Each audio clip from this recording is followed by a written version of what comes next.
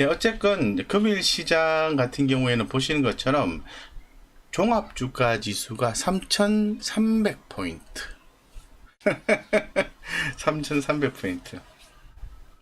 제가 왜 웃었는지 좀 이따가 설명드리겠습니다. 역시 서서히 이제 수제자가 나오는 것 같아요, 느낌이. 자, 코스피 쪽에 외국인 기관들의 수급이 유입되면서 대단히 아름다운 모습이 연출되었다. 전일 대비해서 무려 0.36%의 주가 상승이 나와서 3,300 5.21% 포인트로 끝났다라고 말씀드리겠습니다. 대단히 좀 좋습니다. 그죠? 실적 발표 시즌 경기감이 답은 있고 주가 변동성이 나올 것으로 늘 예측을 하고 있습니다만은 금일은 코스닥보다는 코스피 쪽이 좋았다 이렇게 말씀을 드리겠습니다. 어쨌건 네 좋았다 이렇게 말씀을 드릴게요. 자, 국내 시장 간단하게 말씀을 드리면은 국내 증시는 글로벌 경제 회복 기대감으로 상승. 그러면 지금 시점 어떤 거다? 매수 관점을 유지한다. 간단하게 정리하겠습니다. 너무 지금 세상이 복잡하고 염려가 되니까 머리가 복잡하잖아요. 우리는 좀 간단하게 포지션을 삼겠습니다. 자, 상승 이렇게 볼게요. 상승. 국내 증시는 추세적으로 봤을 때는 상승. 하지만 분위기로 봤을 때는 코스피는 조금 위험이 좀 감지가 된다. 추세가 약하다. 근데 오늘 흐름이 강해서 좋았다. 이렇게 말씀드리겠습니다. 어쨌건 코스닥은 좋아요. 추세도 좋고 분위기도 좋습니다. 왜? 변동성은 있지만 바이오 주식들이 최근에 좀 올라왔잖아요. 그죠? 금일 같은 경우에는 한미약품, 그죠? ST팜, 그리고 녹십자 이런 종목들이 바로 빠졌습니다. 하지만 최근에 바이오 기업들의 상승으로 인해서 상당히 코스닥 시장이 좋았다라고 말씀드리겠습니다. 어쨌건 국내 시장은 굿, 좋다 이렇게 말씀을 드릴게요. 네, 중국의 6월 차이신 PMI 컨센서스 상회. PMI가 뭐죠? 제조업지수. 제조업지수가 좋았다는 거예요. 경제 회복에 대한 기대감이 있다 이렇게 말씀드리죠. 유럽의 6월 마켓 종합 PMI 컨센서스를 상회하는 등 양호한 경제 지표 발표. 네, 그래서 우리 시장 좋았다고 말씀드리고요. 업종별로 보면 이제 기관이나 외국인들의 수급이 좋았다고 말씀드리겠습니다. 자, 오늘 시장에서 그동안에 안 움직이다가 이제 좀 움직이네 라고 하는 것들이 포착이 되기 시작했어요. 예, 키오스크, 스마트 그리드 쪽은 이미 말씀을 드렸죠. 스마트 그리드 쪽은 말씀드렸습니다. 그리고 원자력 발전 최근에 움직임들이 서서히 있었어요. 그래서 두산중공업 등 원자력 관련된 종목들의 움직임이 괜찮았다 이렇게 말씀을 드리겠습니다. 자, 그리고 안 움직이다가 움직이는 것들이 포착되기 시작했어요. 화폐, 금융 자동화기기, 디지털 화폐 관련된 것들, 그리고 온라인 교육 관련된 것들이 나오기 시작했어요. 자, 그런데 제가 이런 내용들이 이제 새로운 것들이죠. 새로운 것들은 비중이 적다 하더라도 새롭게 올라오면은 초코병을 보내야 되는 거예요. 우리 예민수의 라이브쇼에서는 초코병이라는데 우리는 초코병이라고 우리가 좀 정의하기로 했잖아요. 조금 사부는 전략이 필요한 거죠. 어쨌든 새로운 것들이 많이 오늘 다시 부각되는, 오늘 보복 소비 관련된 종목들이 그동안의 하락을 마무리하고 상승 시도가 있었어요. 진짜? 자, 제가 펴놨잖아요. 여기 지금 예전에 우리가 한참 봤던 노란풍선, 그죠? 다시 올라오잖아요. 그죠? 노란풍선 굉장히 세게 올랐어요. 노란풍선이 여행주잖아요. 그죠? 여행주. 자, 볼게요. 자, 그럼 여행주 하면 또 뭐가 있어요? 제가 지난번에 하나투어 말씀드렸죠? 우리 매매 한번 했죠? 하나투어도 흐름을 완벽하게 잡지는 않았지만 다시 반등하는 모습이 포착이 되었다. 과매도 다음에. 그리고 제가 엊그제부터 말씀을 드렸던 종목 아시죠? 항공주. 항공주 중에 뭐가 있죠? 가장 대표적인 거. 처음엔 대표성 있는 거를 매수를 하시거나 가장 센 종목을 매수하시는 게 좋아요. 오늘 좀 많이 올랐다가 조금 아쉽게도 윗꼬리 달면서 빠졌습니다만은 항공주의 움직임이 있었다라고 말씀을 드리죠. 자, 이제 이게 한 텀 우리가 이제 느끼시죠?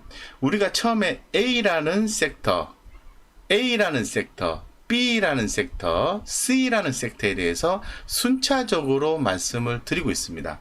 근데 어느 순간인가 흐름이 약해지고 비중 축소! 감히 이렇게 말씀을 드립니다. 라고 하면서 비중 축소했는데 제가 뭐라고 늘 말씀드리죠? 그래도 계속 지켜봐야 된다. 계속 지켜봐야 된다. 그리고 딱 올라오면은 오늘 보복 소비 관련된 의미는 아시는 거예요. 자, 여행, 항공주, 그 다음에 화장품 관련된 종목들, 그리고 뭐가 있죠? 기억 안 난다. 뭐가 있죠? 카지노. 자, 카지노 하면 우리가 뭐 봤죠? 기억나시나요? 그러니까 우리가 한번 이익 먹고 빠져나오고 다시 한테포로 또 들어가는 거야. 반복적으로. 재밌죠, 그죠? 자, 보세요. 파라다이스. 오늘 외국인들, 기관들 양매수 들어왔죠? 자, 외국인 기관들 들어오고 차트 살아나는 모습이 포착이 된 거죠. 그래서 여행주, 항공주, 카지노 보여주고 있어요. 보이시죠? 연화조님 좋습니다. 아주 좋습니다. 너무 좋아요. 네. 자, 그 다음에 화장품 뭐가 있어요? 제가 화장품 하면 좀 개인적으로 좀 좋게 보는 게 기본적으로 제가는 코스맥스는 제가 기본적으로 좋아라 해요. 코스맥스는 지금 주가 흐름이 좋죠? 그죠? 맞죠? 예. 코스맥스 좋아요. 자, 그러면 자, 여행주 하면은 여행주가 아니라 화장품주 하면은 LG생활건강 그죠? 올라가고 안 올라가고 떠나서 LG생활건강이 또 많이 올랐죠. 그죠? 자, 아모레퍼시픽 어떻게 됐나요? 아모레퍼시픽. 예. 뭐 다 옥석 가리기는 하셔야 돼요. 종목별로 해서. 아시겠죠? 우리는 트렌드를 파악을 하는데 주 목적이 있어요. 종목은 마지막에 선택하는 거예요. 아시겠죠? 아직 아모레퍼시픽은 약하다. 근데 제가 코스맥스 얘기하고 저는 기본적으로 코스맥스 아직 아모레퍼시픽은 약해요. 기본적으로 한 개는 바이오라고 말씀드린 거 있죠? 기억나시나요? 코스메카 코리아. 한번 이익 실현하고, 그죠? 이익 실현하고 비중 축소 들어갔다가 다시 공략 포인트가 나온 거예요. 이런 거예요. 그러니까 기존에 한 번 우리가 매수해서 이득을 보고 아쉽지만은 어깨 부분에서 차익 실현하고 다시 공략하는 이러한 트렌드를 따라가는 그런 매매 전략이 가장 여러분들한테 적합하지 않을까라는 생각이 들어요. 재미도 있고요. 사실은 재미도 있고요. 물론 위에서 말씀하신 것처럼 캐지노 이래서 파라다이스, 강원랜드, GKL 다 있습니다. 있는데 그 중에서 센 거를 선택하시면 되겠죠. 안 가는 것도 있어요. 그죠? 네, 그래서 제가 이제 말씀을 드리고 싶은 게 뭐냐면은 이 트렌드는요 반복이 된다라는 거거든요. 그러니까 우리가 지금 아침 저녁으로 해서 어떠한 것들이 이슈가 되었는지에 대해서 계속해서 얘기를 하고 있잖아요. 근데 트렌드는 그 이슈가 한번 발생을 하면요 해당 이슈가 의미 있는 이슈라고 한다면은 또 어떤 정책적인 요소가 나온다든가 시장에서 또 주목을 받는 그런 포인트가 또 나와준다라는 겁니다. 네네. 그래서 상당히 오늘 같은 경우에는 이 코로나19 환자가 급격하게 발발했다라는 그러한 아주 참 좋지 못한 소식이 있었음에도 불구하고 뭐 세상 걱정은 그대로 유지가 되고 있고 또 증폭되고 있지만은 주식은 시장에 대한 어떤 또 다른 흐름을 좀 잡아가고 있다라는 생각이 들어요. 제 생각에. 그래서 오늘 새로운 것들이 출현하기 시작했다. 그 부분을 파악을 하시고 대응을 하신 분들께는 너무나 잘하셨다라고 제가 말씀을 드리겠습니다. 아시겠죠? 이렇게 말씀드릴게요. 자, 그래서 오늘 외국인들이 매수해준 종목들 한번 살펴보도록 하죠. 어떤 새로운 것들이 있는지 한번 살펴보겠습니다. 자, 하나씩 볼게요. 자, 삼성전자입니다. 삼성전자를 외국인들이 오늘 사줬어요. 그리고 기관 투자가들도 삼성전자를 매수를 해줬습니다. 제가 기존에도 말씀을 드린 것처럼 이 삼성전자 같은 경우에는 근본 실적이 좋다 이렇게 말씀을 좀 드렸죠. 예, 그래서 삼성전자와 SK하이닉스 같은 경우 좋고, 삼성전자가 금일 한 1% 이상 좀 올랐습니다.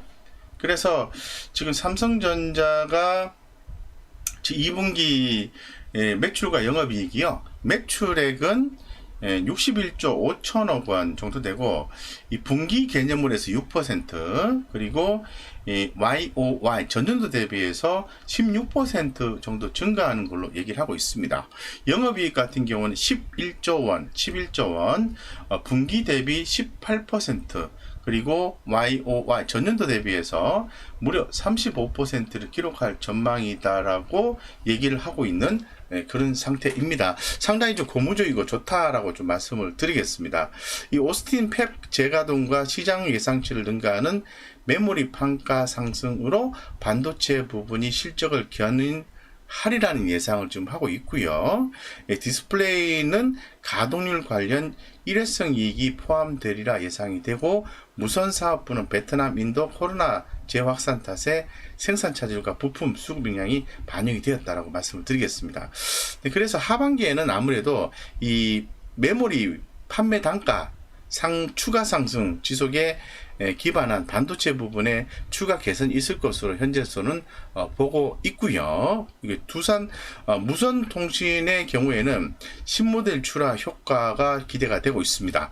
자, 디스플레이의 주 고객 사향 출하 본격화가 이루어질 전망이다라고 좀 말씀을 드릴게요.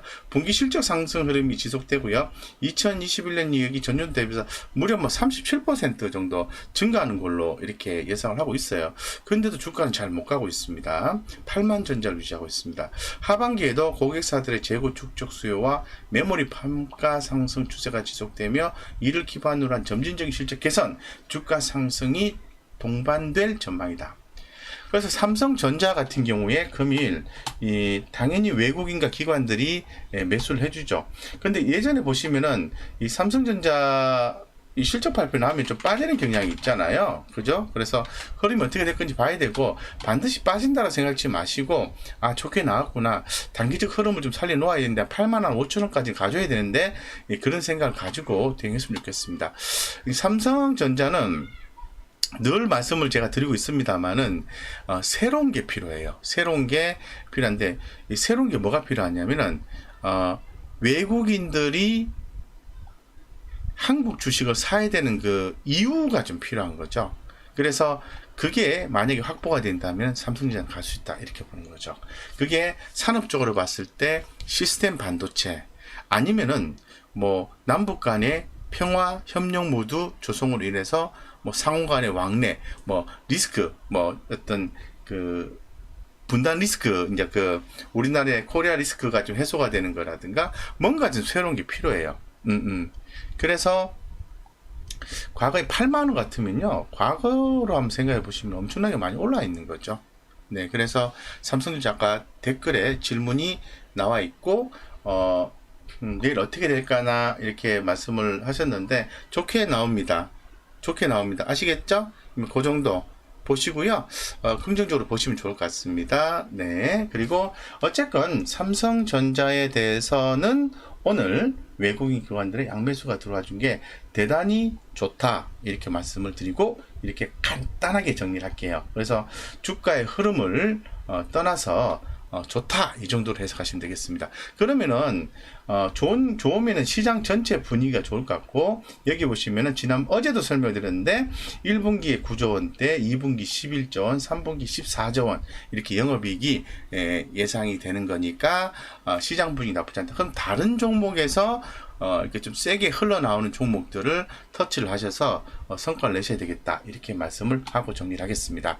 네, 그렇게 좀 보시면 될 것 같고요.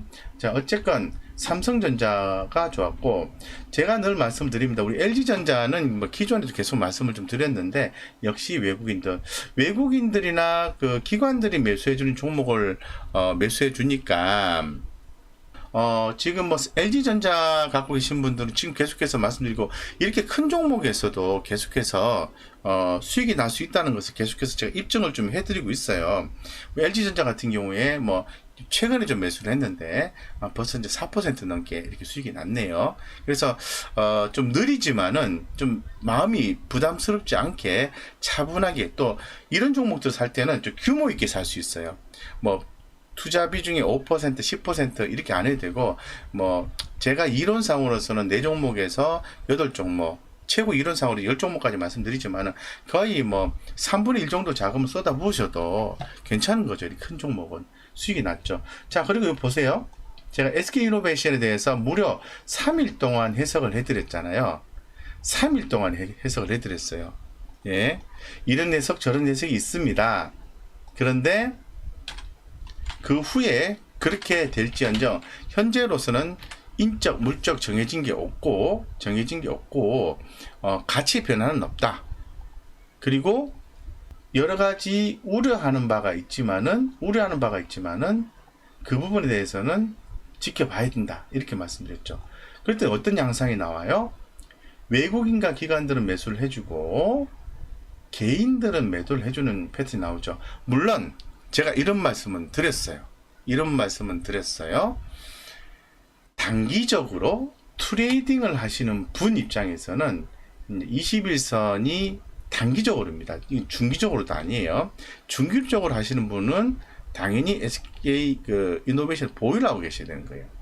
단기적으로 하시는 분들은 당연히 매도를 하고 다른 종목으로 이동하시는 게 맞다라고 말씀드렸습니다. 그렇죠? 근데 중장기로 가시는 분은 매도하는 게 아니라 밑단에서 수급적인 현상, 그리고 차트적인 현상, 추세를 보고 추가 매수하는 전략을 취해서 기다려보는 전략이 유효합니다 라고 말씀드렸어요.